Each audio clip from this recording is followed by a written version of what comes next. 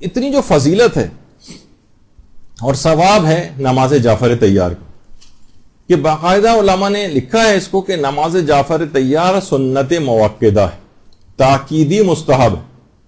اور آیت اللہ سیستانی نے باقاعدہ عروہ کے اندر یہ بات لکھی کہ نماز جعفر طیار سنت موقدہ ہے. عامہ اور خاصہ میں یہ نماز بہت مشہور ہے. عامہ یعنی غیر شیعہ مسلمان، خاصہ یعنی برادران ایمان، ان میں روایت بہت مشہور ہے اس کی فضیلت کی، اور روایات متواترہ سے یہ نماز ثابت ہے. اس نماز کو اکسیر اعظم اور کبریت احمر بھی کہا جاتا ہے. سرخ گندک جو ایک زمانے بہت نایاب تھی، یعنی کسی چیز کو بہت نایاب، بہت پریشس اور یہ قرار دیا جاتا تھا تو کبریت احمر کہا جاتا ہے، تو وہ اس کو کہا جاتا ہے. اور یہ نماز آخر کون کون سے ایسے کام ہیں جن کے لیے خصوصیت کے ساتھ تعلیم کیا گیا، بہت زیادہ سفارش کی گئی. دیکھیے پہلے تو آپ ہر کام، ہر جائز کام اس کے لیے نماز جعفر طیار ہر جائز حاجت کے لیے پڑھ سکتی ہیں.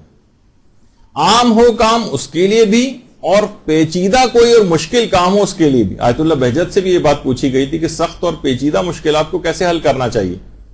آیت اللہ بہجت نے جواب دیا تھا کہ نماز جعفر طیار کو تسلسل کے ساتھ پڑھیں اور ناغہ نہ کریں، اللہ آپ کو مشکلات کے مقابلے میں کامیابی عطا کرے گا. تو نماز جعفر طیار اس اعتبار سے کہ ہر پیچیدہ سے پیچیدہ، مشکل سے مشکل کام کے لیے بھی نماز جعفر طیار ہے. اور عام کاموں کے لیے بھی ظاہر حاجت انسان کی ہوتی، بہت زیادہ حاجت ایسی نہ ہو لیکن ہوتی ہے، اس کے لیے بھی انسان اس نماز کو پڑھ سکتا ہے. اور اس کے علاوہ وسعت رزق کے لیے، کسی کو مالی پریشانی ہو، مالی تنگی ہو، اس کے لیے بھی یہ نماز ہے. اور شادی میں صورت کے لیے، یعنی بہت جلد اگر کوئی شخص چاہے کہ وہ اس رشتہ ازدواج کے اندر بن جائے تو وہ نماز جعفر طیار پڑھے. آیت اللہ بہجت اس کی بہت زیادہ تاکید کرتے تھے کہ شادیوں میں سہولت اور آسانی کے لیے نماز جعفر طیار کو پڑھا جائے. اور خاص طور پر ایک عمل اور ایسا ہے جو آیت اللہ صادق روحانی نے بھی بتایا ہے، بیچ میں ضمناً آ گیا، اس میں بھی نماز جعفر طیار کیونکہ آ رہی ہے. فرماتے ہیں 40 روز تک اگر نماز جعفر طیار پڑھی جائے اور نماز امیر المومنین پڑھنے کے بعد زیارت عاشورہ پڑھی جائے، یعنی یہ 40 روز تک یہ اعمال ہوں، اور ان 40 دنوں میں ہر شب جمعہ جو آئے گی اس میں درمیانے شب میں اٹھ کر 14,000 مرتبہ یا علی یا علی یا علی اس طرح سے پڑھیں کہ کوئی دوسرا اس جگہ پر موجود نہ ہو.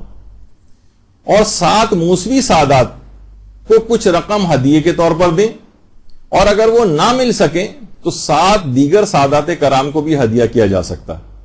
اور وہ فرماتے ہیں کہ ان اعمال کو انجام دینے کے بعد سارا ثواب روح حضرت زینب سلام اللہ علیہ کو ہدیہ کریں.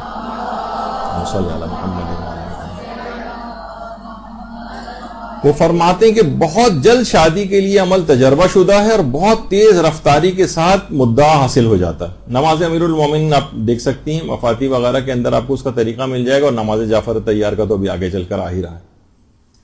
تو یہ بہت مجرب ہے، اس میں 40 روز تک نماز جعفر طیار بہت تیز رفتاری کے ساتھ اگر اس مدعا کو حاصل کرنا ہے تو انشاءاللہ بہترین رشتے آتے ہیں جن لوگوں نے اس کو تجربہ کیا ہے، اور بڑے بڑے علماء اور مراجع اس کی تاکید کرتے ہیں. تو آیت اللہ صادق روحانی کا، اور اس کے علاوہ ایک سورہ احزاب کا بھی عمل ہے، بیچ میں بات آ رہی ہے تو پیغمبر نے باقاعدہ تفسیر مجموع البیان میں جو 4 جلد میں بات روایت آئی ہے کہ جو اس سورہ احزاب کو ہرن کی کھال پر لکھ کر وہ اویلیبل نہ ہو تو عام کاغذ پر بھی لکھی جا سکتی، تنگ منہ کی بوتل میں رکھ کر گھر میں رکھے تو اللہ کے حکم سے اس کی بہنوں، بیٹیوں اور دیگر رشتہ داروں کی شادی کے لیے اچھے رشتے آئیں گے، خواہ وہ انسان غریب ہی کیوں نہ ہو. باقاعدہ روایت میں یہ بھی ہے. اور اس کے علاوہ سورہ طٰہٰ کے سلسلے میں بھی بات آئی ہے کہ ہمارے چھٹے امام جعفر صادق علیہ الصلوۃ والسلام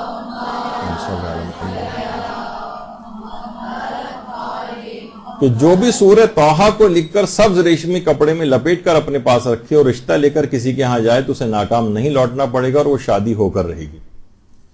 تو بہت یہ چیزیں ایسی ہیں. دیکھیں آج کل لوگوں کے اعتقادات ختم ہو گئے ہیں، لوگوں کو یہ باتیں بتائی جائیں. اب دیکھیں سوشل میڈیا پہ کبھی حدیثیں آتی ہیں، کبھی ہمارے پلیٹ فارم مدرسے سے ہوتی ہیں، تو بہت سے اس قسم کے افراد آج کل ان حدیثوں کا مذاق اڑانے لگے ہیں. ان کو کوشش یہ ہوتی ہے کسی طریقے سے ان کو ضعیف ثابت کر کے لوگوں کی نگاہ میں ان کی اہمیت کو جو ختم کیا جائے. تو اور یہ خالی یہ نہیں، سورہ طٰہٰ کا آپ نے آگے بھی دیکھا کسی کے اندر تفسیر برہان میں کہ صلح کرانے کی نیت سے لڑنے والوں کے پاس اگر جائے، یعنی سب کپڑے میں لپیٹ کر سورہ طٰہٰ کو لکھے اور لڑنے والوں کے پاس جائے تو وہ جھگڑا ترک کر کے صلح بھی کر لیں گے، یہ بھی آیا ہے. تو بہرحال اس انداز سے آپ دیکھیں تو سورہ طٰہٰ. اور ایک اور جو آیت اللہ سیستانی نے بھی ایک نماز ریکمینڈ کی، نماز استغاثہ حضرت زہرا. اس نماز کے اوپر بھی بہت زیادہ آج کل اعتراضات ہونے لگے ہیں، اور ایک وہابی افکار جو شیعت کے اندر کچھ جراثیم کے طور پر انجیکٹ کیے جا رہے ہیں، اس میں ان چیزوں کو شرک اور اس طرح کی چیزیں بنا کر پیش کیا جا رہا ہے، جبکہ بڑے بڑے مراجع نماز استغاثہ یعنی سجدے میں جا کر اور یا مولاتی یا فاطمۃ اغیثینی جو ہے کہ جو جملے ہیں یہ کہے جاتے ہیں، اور یہ توسل ہی کی ایک قسم ہے، نہ کہ ظاہر نماز اللہ کے لیے پڑھی جا رہی ہے. حضرت زہرا کے لیے تو نماز نہیں پڑھی جا رہی ہے، ان کے نام سے منسوب ہے اور ان سے توسل اختیار کیا جاتا ہے، نہ کہ سجدہ ان کو کیا جا رہا ہے جیسے کہ تاثر دیا جاتا ہے. تو بہرحال یہ کہ یہ بھی نماز بڑی مجرب ہے. تو یہ بیچ میں کیونکہ اس کا تذکرہ آیا تھا تو میں نے کہا کہ 2-4 چیزیں اور بھی ساتھ ہی اس کے تذکرہ کر دی جائے. تو نماز جعفر طیار شادی کے سلسلے میں بہت جلدی اگر ہو تو یہ نماز بہت ہی زیادہ سفارش شدہ. اسی طرح سے گناہوں کی مغفرت کے لیے انسان کتنا زیادہ اپنی زندگی کے اندر دیکھے کہ واقعتاً پوری زندگی گناہوں سے کیسی بھرپور نظر آ رہی. تو پیغمبر فرماتے تھے کہ اے جعفر طیار سے کہا تھا جو اس نماز کو بجا لائے تو خواہ اس کے گناہ صحرا کی ریت کے برابر ہوں، خواہ سمندر کی تہ میں جتنی ریت ہوتی ہے اس کے برابر ہوں، سب اس نماز کو پڑھنے کی وجہ سے بخشے جائیں گے. اور باقاعدہ ثواب الاعمال میں تو ہمارا 8واں امام علی رضا علیہ الصلوۃ والسلام اللہم صلی علی محمد، امام نے اس میں جملے یہ ارشاد فرمائے کہ اگر کسی کے گناہ ریگستان کی ریت کے برابر ہوں اور کفے دریا جو جھاگ ہوتا ہے دریاؤں کے اندر اس کے بھی برابر ہوں تو بھی پروردگار عالم وہ بخشا جائے. اور امام نے فرمایا یہ جو بخشے جانے والی بات ہے اور یہ جو اختصاص ہے اور خصوصیت ہے یہ ہمارے شیعوں کے لیے، یعنی یہ اگر اس نماز کو پڑھیں گے تو بخشے جائیں گے. تو بے تحاشا اس نماز کا ثواب ہے. نامہ اعمال اس نماز کو پڑھنے کے بعد اس قدر بھاری ہو جاتا ہے کہ مفاتیح الجنان میں شیخ عباس قمی نے باقاعدہ یہ بات لکھی ہے کہ جو شخص بھی نماز جعفر طیار پڑھتا ہے ہر رکعت کے بدلے اسے 1000 حج مقبول کا ثواب ملتا ہے اور 1000 مستحب عمروں کا ثواب ملتا ہے. یعنی 4 رکعت ہی کیونکہ نماز ہو تو 4000 حج اور 4000 عمرے کا ثواب. دیکھیے وہاں پر لوگ آج کل اس میں بھی لوگ آج کل بخل کرنے لگے ہیں، زیادہ ثواب والی چیز بتائی جائے تو ان کو یقین نہیں آتا، حالانکہ ان کو دیکھا جائے تو جس بارگاہ سے یہ چیزیں عطا ہو رہی ہیں نہ وہاں عطا میں کوئی کمی ہے، نہ وہاں پر بخل ہے اور نہ خزانے میں کمی ہونے کا کوئی خدشہ ہے. تو وہ بے تحاشا ثواب اس نماز کے ذریعے اپنے بندوں کو عطا کرنا چاہتا ہے. تو اس کے علاوہ حاجت براری کے لیے، حاجت کے لیے کوئی سی بھی، ہمارے چھٹے امام نے اس کی بڑی تاکید کی ہے اور باقاعدہ مصباح المتحجد جو شیخ توسی کی کتاب ہے اس میں ہمارے چھٹے امام نے باقاعدہ ایک طریقہ کار اس نماز کو پڑھنے کا بتایا ہے کہ 3 دن تک روزہ رکھے، بدھ جمعرات اور جمعہ. اور بدھ جمعرات جمعہ تو روزہ رکھے گا، لیکن جو شب جمعہ آئے گی اس دوران تو 10 مسکینوں کو ایک مد یعنی 3 پاؤ غلہ، یعنی آٹا ہی چلیں، آٹا چاول وغیرہ 3 پاؤ شب جمعہ 10 مسکینوں کو دے. اور پھر جب روز جمعہ آئے تو اس میں وہ غسل کرے.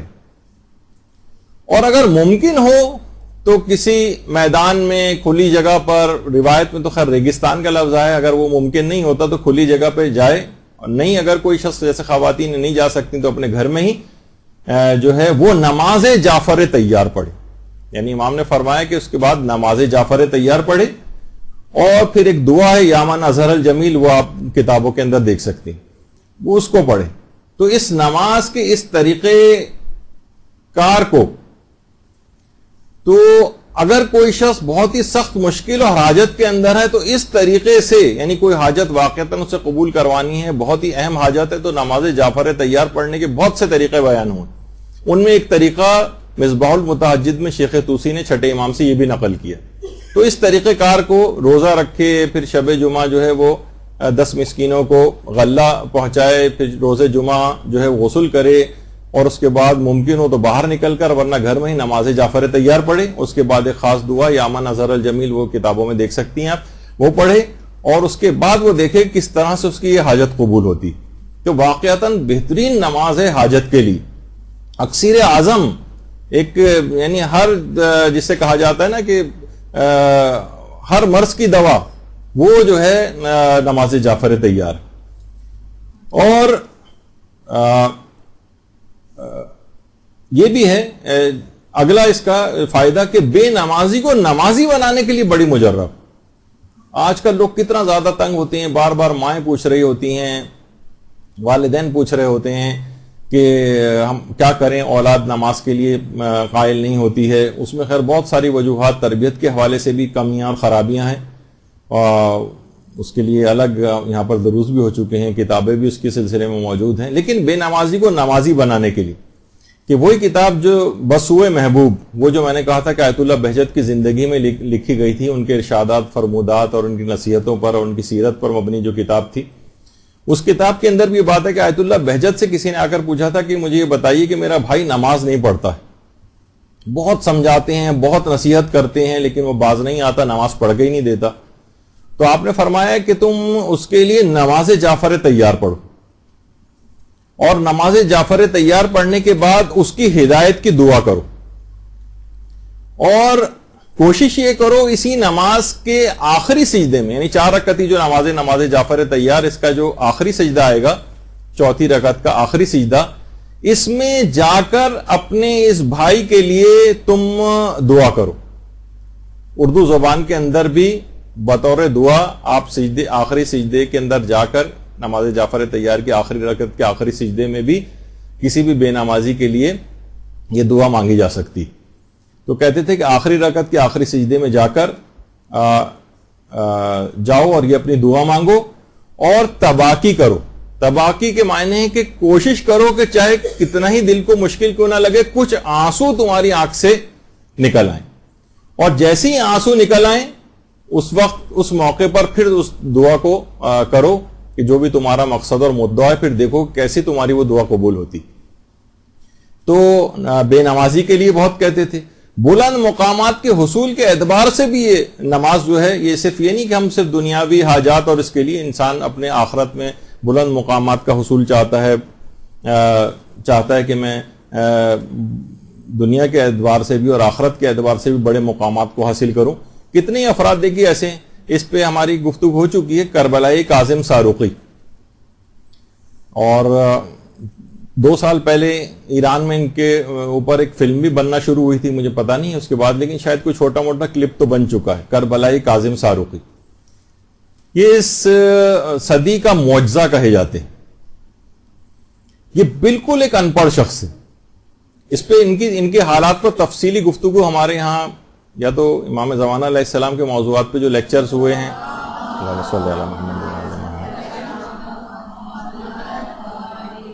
یہ شب قدر کی کوئی گفتگو ہوئی، اس میں کافی تفصیل کے ساتھ ان کے حالات آئے تھے. یہ بالکل ان پڑھ تھے اور ایک رات کے اندر حافظ قرآن ہو گئے تھے، اور بڑے بڑے علماء اور بڑے بڑے مجتہدین نے ان کا امتحان لیا تھا، بڑے بڑے علماء اور مجتہدین، اور حیران رہ گئے تھے کہ جس طرح سے چاہیں قرآن میں ان سے جو چیز چاہیں پوچھ سکتے ہیں، حتیٰ کہ حروف تہجی کی شناخت تک نہیں کرتے تھے اس سے پہلے، اور ایک رات کے اندر ایسے حافظ قرآن ہو گئے تھے. آغا ری شاہری، انہوں نے باقاعدہ کربلائی کاظم کے نام سے پوری کتاب بھی لکھی ہے ان کے موضوع پر، اور جو مختصراً بتا رہا ہوں کیونکہ تفصیل تو آ چکی ہے، کہ اپنے والد کو کہتے تھے آپ خمس دیں. ان کے ساتھ ہی کھیتی باڑی وغیرہ کیا کرتے تھے، پڑھے لکھے تو تھے نہیں. تو اور کہتے تھے کہ امام کا کوئی حق جو ہے اپنے میں ذمے لے کر جانا نہیں چاہتا، اور وہ ان کے والد خمس نہیں دیتے تھے. ان کو بہت تکلیف ہوتی تھی. اسی زمانے میں ایک مبلغ جو ہے ساروق آئے تھے, ساروقی اسی اعتبار سے ان کو کہا جاتا ہے, اور اس نے آ کر باقاعدہ اس مبلغ نے ایک تقریر کی کہ کوئی شخص خمس نہ دے تو مال پہ خمس نہ نکالے تو اس کی غذا بھی حرام ہو جاتی ہے, لباس پر خمس نہ نکالے تو اس کی نماز بھی ٹھیک نہیں ہوتی ہے اس کے اندر. والد کے پاس یہ آئے, کہا کہ ہمیں خمس نکالنا چاہیے, والد تیار نہیں ہوتے تھے, تو یہ والد کو چھوڑ کر دوسرے شہر چلے گئے. کچھ عرصے تک وہاں پر رہے, لیکن والد نے پھر پیغام بھیجا کہ اچھا میں تیار ہوں. دیکھیے بعض اوقات ہوتا ہے نا, گناہوں کے مقابلے میں سٹینڈ لینا ہوتا ہے. ہمارے ساتھ یہ ہوتا ہے کہ ہم تھوڑا سا اگر کچھ آواز نکالتے بھی ہیں تو دوسری طرف سے اگر ایک ذرا سا بھی اسٹرانگ ریئیکشن آتا ہے تو ہم 2 قدم اور پیچھے ہو جاتے ہیں. یعنی اتنے کمزور طریقے سے گناہوں کے مقابلے میں آتے ہیں کہ ہمیشہ وہ دوسرا جو ہے وہ چاہتا ہی چلا جاتا ہے, گناہ گار بھی جو ہوتا ہے. مقابلہ کیا جاتا ہے, تو انہوں نے مقابلہ کیا, کہا کہ نہیں میں جب تک نہیں آؤں گا جب تک آپ یقین دہانی نہیں کرائیں گے. بہرحال والد ان کو یقین دہانی کرا کے واپس گاؤں لے گئے. جب والد نے دیکھا یہ آئی گئے ہیں تو سوچیں گے شاید ابھی اپنے تئیں انہوں نے سوچا کہ اب سدھر گیا ہوگا, ابھی خمس کے متعلق اصرار نہیں کرے گا, لیکن انہوں نے دیکھا کہ والد پھر خمس نہیں نکال رہے ہیں, تو یہ والد سے الگ ہو کے کہ ایک امامزادے وہاں پر تھے, ان کا روضہ تھا, یہ وہاں پر گئے. بہت مختصر کر کے میں بتا رہا ہوں. تو اور وہاں روتے روتے تھوڑی سی ان کی جس طریقے سے آنکھ سی لگ جاتی ہے, تو اچانک سے انہوں نے دیکھا کہ تھوڑی دیر بعد ہی ان کی جب آنکھ کھلی تو دیکھا کہ نورانی شخصیت وہاں پر موجود ہیں. اللہم صلی علی محمد.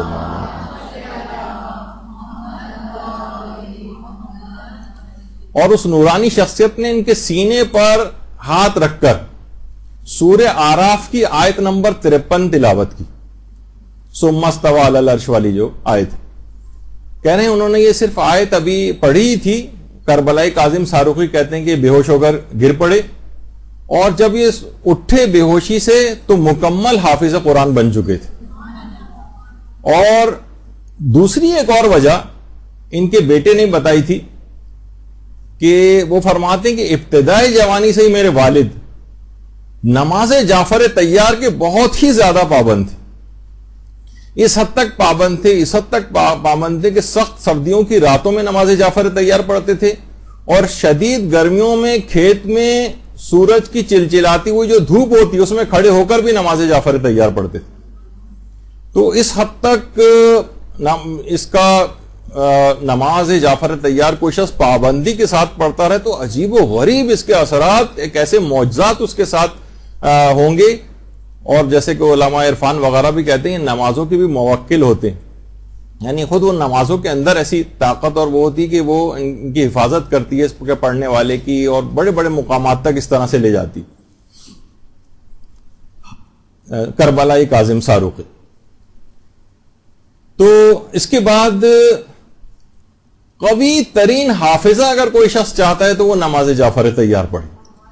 کربلائی کاظم ساروقی کا آپ نے دیکھا, حافظ قرآن ایک رات کے اندر ہو جانا, کتنا قوی حافظہ. اور ان کی تو تفصیل وہ آپ پچھلے درسوں کے اندر جا کر سنیں گے کہ کس طرح سے علماء نے ان کا امتحان لیا تھا, بڑے بڑے مجتہدین نے. تو ابھی ان کا کربلائی کاظم ساروقی کا حافظہ آپ نے دیکھا. اس کے علاوہ آیت اللہ سید عبدالعلی سبزواری, ابھی بہت زیادہ عرصہ نہیں ہوا, ایسا نہیں کہ کئی 100 سال پرانی بات بیان کر رہا ہوں. آیت اللہ خوئی کے دور کے بعد ہی ان کی مرجعیت ہوئی تھی, اگرچہ ان کی مرجعیت زیادہ عرصے نہیں چلی تھی, اور آیت اللہ خوئی کے انتقال کے 1 سال کے اندر ہی آیت اللہ سید عبدالعلی سبزواری کا بھی انتقال ہو گیا تھا, اور یہ بھی نجف میں ہی مدفون ہے. ان کے بیٹے, یہ دونوں جو بیٹھے ہوئے ہیں اطراف میں, آیت اللہ عبدالعلی سبزواری کے بیٹے ہی ہیں. انہوں نے وہ فرماتے ہیں کہ میرے والد کا حافظہ اس قدر قوی تھا کہ وسائل الشیعہ کی 36,000 احادیث ایک لفظ کی کمی و بیشی کے بغیر ان کو حفظ تھی. 36,000 احادیث وسائل الشیعہ کی ایک لفظ کی کمی بیشی کے بغیر میرے والد کو حفظ تھی. اور بہار الانوار کی جو 110 جلدیں ہیں ان کی تمام روایات کا دقت کے ساتھ 2 مرتبہ دورہ کیا. دقت کے ساتھ دورے کے معنی پوری ان کی تحقیق, ان کی ہر چیز, ان روایات کے اسرار, رموز اور جتنی بھی چیزیں ہوتی ہیں ان تمام پہ مکمل غور و فکر کے ساتھ 2 مرتبہ مکمل دورہ. اور آیت اللہ سبزواری یہ بات فرماتے تھے, یہ ایکسپیکٹ کرتے تھے اور یہ کہتے تھے کہ جو طالب علم بھی مدرسے میں داخل ہو اسے چاہیے کہ وہ ائمہ معصومین علیہم السلام کی جو احادیث ہیں ان کو حفظ کرے. دیکھیے انسان جب بھی کسی گناہ کے مقابلے میں یا کوئی اس کو مشکل پیش آتی ہے تو اس کو جب ائمہ کی احادیث یاد ہوں گی نا تو موقع پر اس کو یاد آئیں گی, وہ ان احادیث کو یاد کر کے رک جائے گا. اگر کچھ بھی اس کے دماغ میں نہیں ہے تو ظاہر ہے پھر وہ رکنے کا کوئی امکان بھی نہیں ہوا. وہ کہتے تھے کہ میں یعنی ہر طالب علم جو بھی مدرسے کے اندر داخل ہوتا ہے اس کے لیے لازم ہے کہ وہ احادیث معصومین کو حفظ کرے. ان کے بیٹے فرماتے ہیں کہ اس قدر احادیث کے مطالعے سے ان کے اندر یہ صلاحیت پیدا ہو گئی تھی کہ وہ کلام معصومین کے نوری ہونے کے باعث, دیکھیے امام کی جو احادیث ہیں نا نوری ہیں, وہ مثلا کوئی بھی جملہ کہیں کوئی لکھا ہوا ہے پوری کتاب کے اندر اور اس میں بیچ میں سیاق و سباق ہٹا دیا جائے اور امام کی کوئی حدیث بیچ میں آ جائے, ان کا کوئی بھی جملہ, تو دیکھ کر پہچان لیتے تھے کہ یہ حدیث ہے اور یہ حدیث نہیں, چاہے اس کے اندر سیاق و سباق میں کچھ نہیں بھی لکھا ہوتا تھا. وہ کہتے تھے نوری ہے, یعنی کلام معصومین نوری ہے, اس کو نور کو دیکھ کر وہ پہچان جاتے ہیں. حتیٰ کہ معصومین کے لہن سے واقف ہو گئے تھے آیت اللہ عبداللہ سبزواری, اور یعنی اس حد تک معصومین کے لہن اور لہجے سے واقف ہو گئے تھے کہ وہ الفاظ کو دیکھ کر شناخت کر لیتے تھے کون سے معصوم کا یہ کلام ہوگا. یہ بہت بڑی یعنی معصومین تو سارے ایک جیسے نہیں, کس کا کلام, یہ الفاظ جو ہیں کس معصوم کے لہجے اس حد تک واقف ہو گئے تھے, کس کا لہجہ ہے یہ دیکھ کر پہچان لیتے تھے. تو خود ان کے بیٹے فرماتے ہیں کہ جو انہوں نے مشہور تفسیر لکھی تھی, تفسیر مواہب الرحمان, مواہب الرحمان فی تفسیر القرآن, کہتے تھے جب یہ انہوں نے تفسیر لکھ لی تھی تو نام کا انتخاب نہیں ہو پا رہا تھا اور سوچ میں تھے کہ میں اس تفسیر کا کیا نام رکھوں. تو خواب میں پیغمبر اسلام ختم مرتبہ صلی اللہ علیہ وآلہ وسلم صلی اللہ علیہ محمد, پیغمبر نے خواب میں آ کر ایک جملہ کہا, خذ مواہب الرحمان. ان کے بیٹے فرماتے ہیں کہ اس کے بعد پیغمبر کے جملے یہ سن کے انہوں نے اس تفسیر کا نام تفسیر مواہب الرحمان رکھا, اور فرماتے ہیں کہ ہمیشہ بلا ناغہ نماز جعفر طیار میرے والد پڑھتے تھے, بغیر کسی ناغے کے, جس کی بنا پر اس قدر قوی حافظہ ہو گیا تھا کہ 36,000 حدیثیں وسائل الشیعہ کی, بحار الانوار کی 110 جلدوں کا 2 مرتبہ جو ہے دورہ انہوں نے کیا, اور کوئی دن ایسا نہیں جاتا تھا جس دن نماز جعفر طیار نہ پڑھے ہوں. بلکہ ایک دفعہ خود ان کے بیٹے فرماتے ہیں کوفے میں زیر علاج تھے, بیمار ہو گئے تھے, تو فقط چند دن نماز جعفر طیار نہیں پڑھ سکے تھے, تو صحت یابی کے بعد ان تمام دنوں کی قضا کے طور پر نماز جعفر طیار کو پڑھا تھا. تو حافظہ قوی کرنے کے لیے بہت زیادہ مؤثر ہے. اس کے علاوہ ادائیگی قرض کے لیے بہت سارے افراد نے اس نماز کو ادائیگی قرض کے لیے بہت مجرب پایا, اور اس کے ساتھ ساتھ آج تک ہم نے کہیں دیکھا نہیں ہے لیکن مریضوں کی صحت یابی کے لیے نماز جعفر طیار بہت مجرب. ابھی کچھ ہی عرصے پہلے آیت اللہ عیسیٰ قاسم بحرین کے جو مجاہد عالم دین ہیں وہ بیمار پڑ گئے تھے, تو باقاعدہ بحرین کی مسجد میں کیونکہ صاحبان ایمان اس سے واقف تھے تو لوگوں نے نماز جعفر طیار باقاعدہ ان کی صحت یابی کے لیے پڑھی تھی.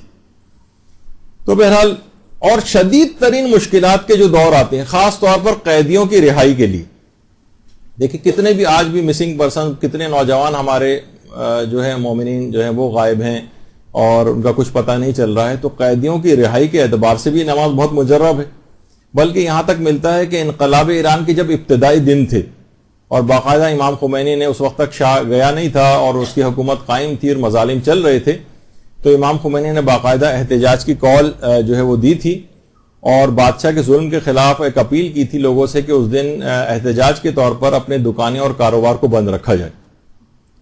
تو آقا کرم ہی اس زمانے میں ہوتے تھے کہ جو کہ امام خمینی کے جتنے بھی پیغامات ہوتے تھے اور احکامات ہوتے تھے وہ آقا کرمی کے تھرو لوگوں تک پہنچتے تھے. تو ساواک کے نام سے جو زمانے میں سیکرٹ ایجنسی تھی ایران کی اور شاہ کے کنٹرول کے اندر تھی, ان کے مظالم تو اس قدر تھے کہ ایسے ایسے مظالم ان لوگوں نے ایجاد کیے تھے، خاص طور پر ناخن اکھیڑنا اور سرد پانی کے اندر ڈوبو کر اعتراف کسی بھی چیز کا کروانا، جسم میں کرنٹ لگانا، اور یہ سب اس کے اندر ساواک والے بہت مشہور تھے. ساواک والے جب کسی کو گرفتار کر کے لے جاتے تھے تو بہت مشکل ہی اس کی واپسی ہو پاتی تھی. تو آغا کرمی کو ساواک والے جو ہے نا وہ اٹھا کر لے گئے. لوگ بہت پریشان ہوئے اور خطرہ تھا کہ آغا کرمی کو قتل نہ کر دیا جائے. لوگ آغا مصباح کے پاس گئے. آغا مصباح نے کہا اس معاملے کو آیت اللہ بہجت کے پاس لے جانا چاہیے. آیت اللہ بہجت کے پاس لے کے گئے. آیت اللہ بہجت نے سن کر تمام باتیں سنی اور کہا پریشان مت ہو. آغا نے کہا لوگوں نے کہا کہ آغا بہجت خطرہ بہت زیادہ ہے، آپ سمجھ نہیں رہے، ساواک والے لے کے گئے، وہاں سے تو کوئی بچ کے آنے کا امکان ہی نہیں. آغا بہجت نے کہا کہ کوئی پرواہ کی بات نہیں، نماز جعفر تیار پڑھو اور پریشان ہونا بند کر دو. اچھا، سب لوگوں نے جو آئے تھے سب گئے اور انہوں نے نماز جعفر تیار پڑھی. نماز جعفر تیار پڑھ لی، لیکن پھر بھی کوئی خبر نہیں آئی ان کی رہائی کی. وہ پھر آغا بہجت کے پاس گئے. آغا بہجت نے پوچھا کہ تم نے نماز جعفر تیار کس طرح سے پڑھی تھی؟ انہوں نے کہا کچھ نہیں، وہ جو طریقہ ہے نماز جعفر تیار کا، ہم حرم معصوم قم گئے، وہاں پہ ہم گئے اور نماز جعفر تیار پڑھی. آغا بہجت نے کہا نہیں، اس طرح سے پڑھو جس طرح سے زاد المعاد میں علامہ مجلسی نے نقل کی. نماز جعفر تیار کو پڑھنے کے الگ الگ اس کے لیے الگ طریقے ہیں. خاص طور پر جو شدید مشکل والا ہے، ایک تو ابھی وہ 3 دن روزہ رکھا جائے، وہ چھٹے امام کا آپ نے سنا تھا. ایک زاد المعاد علامہ مجلسی میں ایک طریقہ اور الگ سے بھی بیان ہوا ہے. کہا کہ نہیں، اس طریقے سے پڑھو، وہ بھی آگے چل کے آنے والا ہے. تو لوگوں نے کہا ٹھیک ہے، اس طرح سے بھی پڑھ لی. اور اس کے بعد آغا بہجت کے پاس گئے. آغا بہجت نے کہا کیا ہوا، آغا کرمی آزاد ہو گئے؟ لوگوں نے کہا نہیں، ابھی تک تو ہمیں کوئی اطلاع نہیں آئی، کیونکہ ان کو جو ہے وہ اصفہان لے جایا گیا تھا، ہمیں اصفہان سے کوئی اطلاع نہیں کہ انہیں چھوڑا گیا یا نہیں چھوڑا گیا. تو بہرحال کہا کہ نہیں، جاؤ جا کر پتہ کرو. ان کے بیٹے پھر اصفہان گئے جہاں پر آغا کرمی قید تھے. تو ان کے بیٹے نے کہا جب میں وہاں پر گیا تو ساواک والے بہت عزت و احترام سے ان کے بیٹے سے ملے اور کہا ہم بہت معذرت چاہتے ہیں، ہم آپ کے والد کو غلط اٹھا کر لے آئے، آپ انہیں جہاں لے جانا چاہتے ہیں لے جائیے. درود بھیجیے محمد علیہ محمد.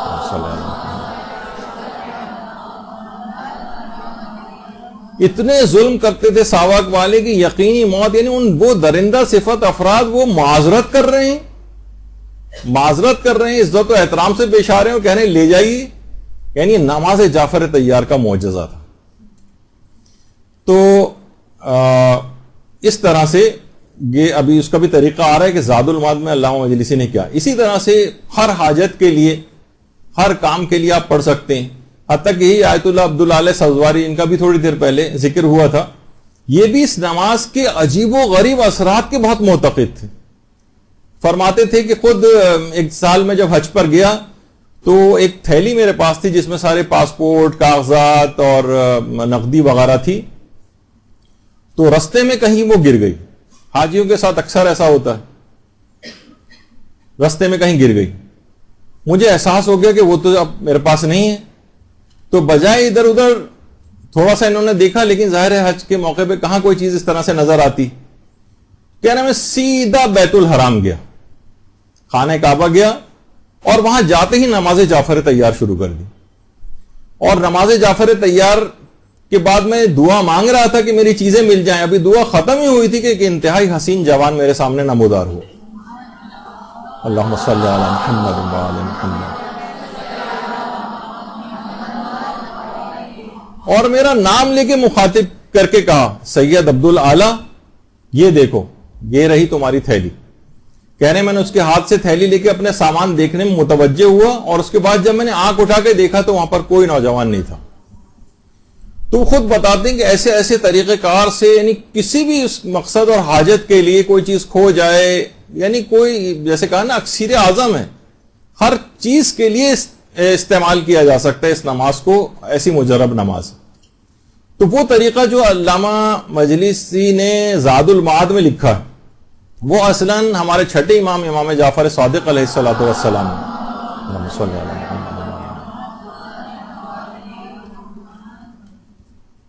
اس کے اندر وہ طریقہ کار بیان ہوا ہے اور امام نے مفضل کو یہ طریقہ سکھایا تھا. اے مفضل، جب بھی تمہیں کوئی ضروری حاجت ہو تمہیں چاہیے کہ تم نماز جعفر تیار پڑھو اور جو بھی تمہاری حاجت ہے اس کی تم دعا مانگو، انشاءاللہ وہ تمہاری حاجت پوری ہوگی. اور اس دعا کو کرنے کے بعد اپنے ہاتھوں کو بلند کرو. اور پھر ایک خاص طریقہ امام نے بتایا، یہ والا طریقہ انہوں نے کہا تھا کہ تم نے کیا آغا کرمی کے لیے نماز جعفر تیار زاد المعاد کے طریقے سے پڑھی. اب وہ طریقہ آ رہا ہے. نماز جعفر تیار پڑھی، حاجت کے لیے دعا مانگی، جو بھی آپ کی حاجت ہے، اب ہاتھوں کو بلند کریں. اور اس کے بعد امام نے فرمایا ہاتھوں کو بلند کرو اور یا رب یا رب یا رب اتنا کہو کہ سانس ٹوٹ جائے، یعنی ایک سانس میں یا رب پڑھو. پھر اس کے بعد یا ربا ہو یا ربا ہو یا ربا ہو اتنا پڑھو کہ سانس ٹوٹ جائے. پھر اس کے بعد یا رب یا رب یا رب اتنا پڑھو کہ سانس ٹوٹ جائے.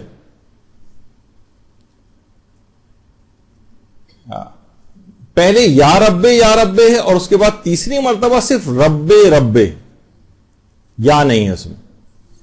پھر اس کے بعد اتنی دفعہ یا اللہ ہو یا اللہ ہو یا اللہ ہو کہو کہ سانس ٹوٹ جائے. پھر اتنی دفعہ یا حیو یا حیو یا حیو پڑھو کہ سانس ٹوٹ جائے. پھر اتنی دفعہ یا رحیمو یا رحیمو یا رحیمو کہو کہ سانس ٹوٹ جائے. اور پھر 7 مرتبہ یا رحمانو یا رحمانو یا رحمانو پڑھو. اور اس کے بعد 7 مرتبہ یا ارحم الراحمین پڑھو. اور اس کے بعد پھر ایک دعا ہے جو کہ آپ کو مل جائے گی، اللہم انی افتتح القول بحمدک، یہ آپ کو کتابوں کے اندر مل جائے گی. یہ والی دعا جو ہے وہ پڑھو. اور خود چھٹے امام اس طریقے کا نماز جعفر تیار کو اسی طریقے سے پڑھتے تھے. اور اس نماز کی مزید اثر پذیری بڑھانی ہو تو آیت اللہ بہجت ایک چیز کی اور بہت تاکید کرتے تھے کہ اس کے بعد یہ دعا پڑھنے کے بعد انسان سجدے میں چلا جائے اور سجدے میں جا کر گریا کرے، خواہ وہ مختصر گریا کیوں نہ ہو، چاہے وہ فقط 2 آنسو ہی کیوں نہ ہو. اور اس کے بعد اپنی حاجت کو دل و زبان کے اوپر جاری کرے اور یہ عمل پورے اعتقاد کے ساتھ انجام دے. انشاءاللہ اس کی حاجت لازمی قبول ہو جائے گی. آیت اللہ بہجت بہت زیادہ اس کی تکرار کرتے تھے. تو آپ نے دیکھا کہ زاد المعاد کے اندر جو طریقہ علامہ مجلسی نے لکھا ہے اس کے اندر اس طریقہ کار کو ہاتھ دعا کے اندر اٹھا کر وہ جو اذکار پڑھنے ہیں خاص طریقے سے وہ اس طرح سے پڑھے تو انشاءاللہ کوئی وجہ نہیں ہے کہ وہ حاجت پوری نہ ہو.